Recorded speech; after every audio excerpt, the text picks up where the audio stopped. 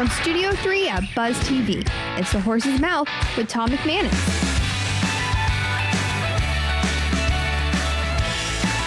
All right, time once again for The Horse's Mouth here at Tommy Mac's at my bar, of course, where everyone has a chance to take a seat, have a drink, and tell us what you're doing in the great part of Jacksonville and beyond. This time around, it's Game Face with Coach Campo, and he is really here. Brought to you by our good friends at YOLO Rum. That's right, you only live once. We've got a great show this time. We've got a great story of discovery. Wait till you hear this awesome story. And authors here, along with that story, we're going to talk a little recruiting. Of course, Coach Campo's here. Tom Reber's here, my Norm of Cheers.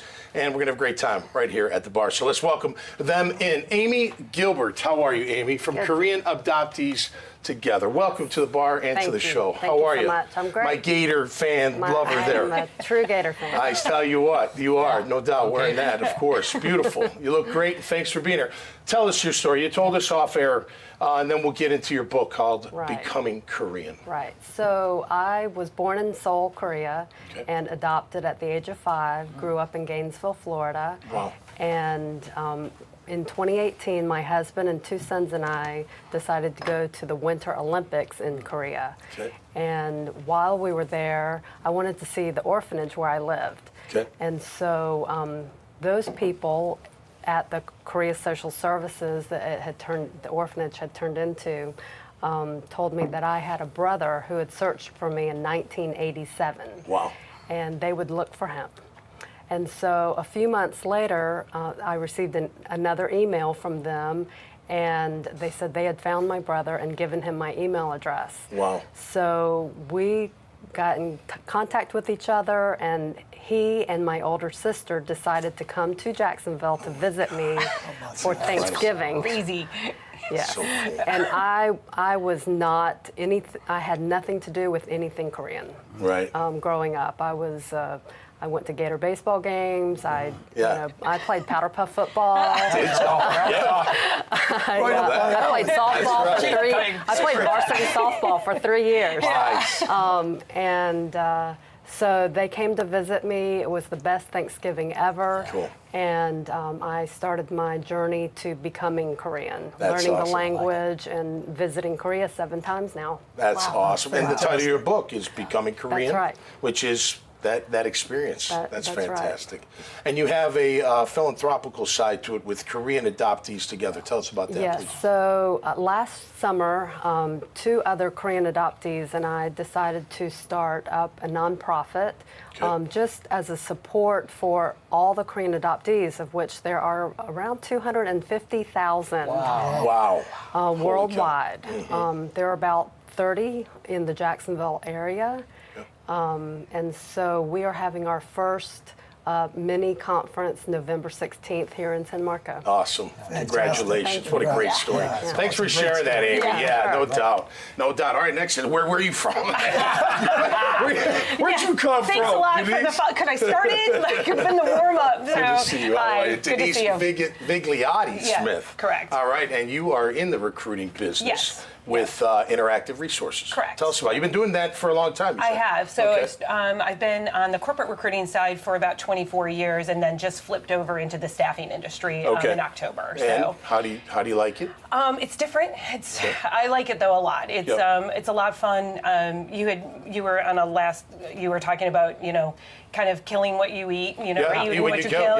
So that's a little bit different. So but it's a lot of fun. It's the job market is very interesting. It's probably the most interesting we've seen in probably over 15 years. So you're matchmaking. Yes, right. I am. And you're on the recruiting side, so you got that contractor better be good. Yep. Right, or you're in trouble. Yeah, I do more on the direct placement. Interactive do a lot of the contract side as well. But my team in particular, we finds full employment.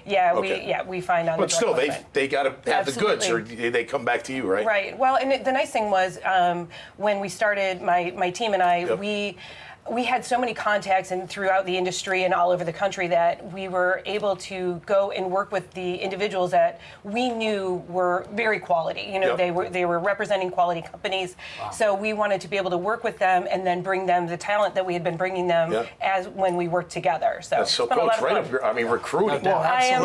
Good to see you again, my friend. Coach Campo is here. Tom Reber is here. How are you, Tom? I mean, the recruiting part. Because I was going to ask Herb. I'm going to ask you. How do you get through the psychological part? To make sure that you got the right person. Well, first of all, the first thing you have to have is a personality to be able to bring them into you as you go forward. I have a feeling you have that. Yes, that's right. I was going to say Denise fits that. Sometimes alcohol helps too. So. There you go. But the biggest thing I think is that you have to study who the person is and the product. In other words, when we did in recruiting in football, you had to find out really who's behind that person. Correct. That's right. Is it who's going to make a decision? Is it going to be him? Is it going to be his coach? Is it going to be a parent? Is it going to be some guy down the street? You have to find all those things out. So you really have to study who you're dealing with, and then you have to show them what you have. And the combination of that exactly is what works. So no different in your line of work, vetting out deals, man. You got to make sure they're real. Yeah, vetting out deals, but also I hire people as well. Yeah, right. And I'm looking for 5-star athletes. So I consider a mortgage originator a mortgage athlete. Sure. And what are your strengths? Help me understand what your strengths are. I'm not here to change you. I'm here to enhance what you do great. there you go. We're going to get you better on the weaker stuff, but I need you to be able to play now. I mean, Coach Campo needs a player to Put play me in, now. coach. Ready to play. Yeah. Well, and it's understanding what the job is and what the skill set is, but it's not falling in love with the person, right? Right. Because you can. You absolutely can. You can't want it more than them. You have to listen to what they're really saying. You have to understand it. That's an interesting comment because it's very hard not to do that. Exactly. Especially when you've been in the football business. You're recruiting them for way down the road. Right. Sometimes when they're in sophomores in high school, people are looking at them, and so you get to know the kid pretty well. And then when it doesn't work out and they go to somewhere else, it's kind of a downer. Well, yours is so scary because they're so young too. Right. I mean, that's a terrifying aspect of it. That one, I mean, you're new college grads. It's the same type of thing. Right. So. All right, before we wrap up with a question for the panel, Amy, where can people find your book, please?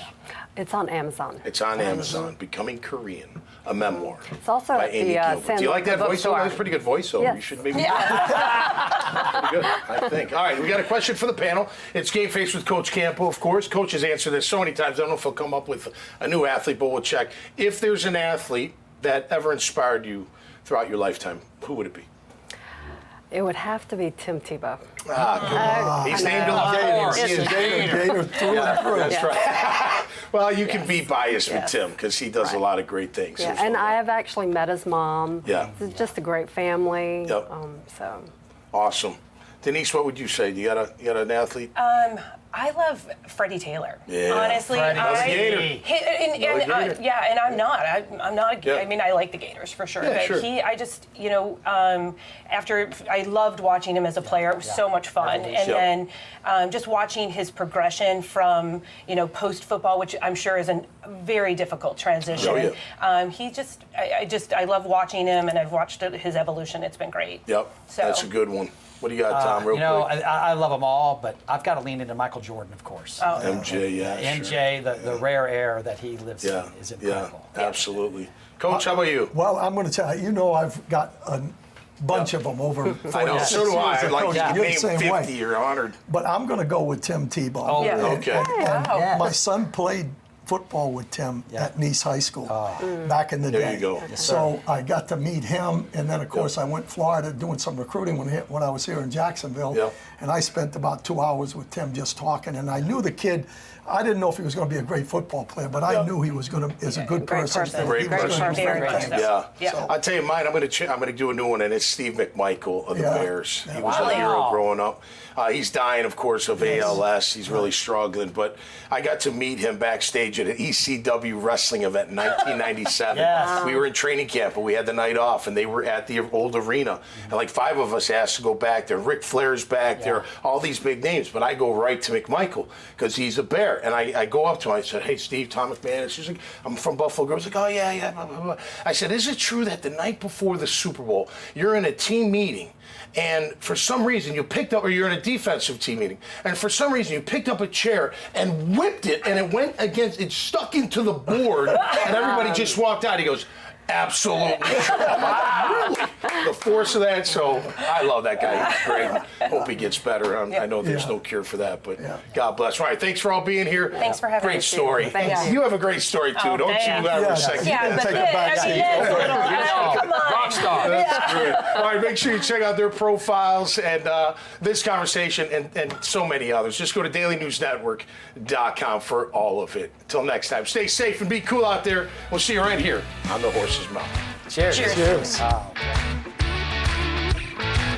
Even though we do have two different liquors, it's still one name. It's YOLO Rum, and at the end of the day, it's how you feel. And YOLO Rum, you only live once, and that's more prevalent. That's becoming more prevalent as far as the attitude and the mindset with how people live their lives. And it's not about how it used to be as far as people doing dumb stuff out here. It's more of they're understanding the value of their life. And if we can bring that presence of the meaning behind life and what it means to fulfill whatever you need to fulfill in your life that makes you feel enjoyable about what you're doing, that's what YOLO will bring out as well.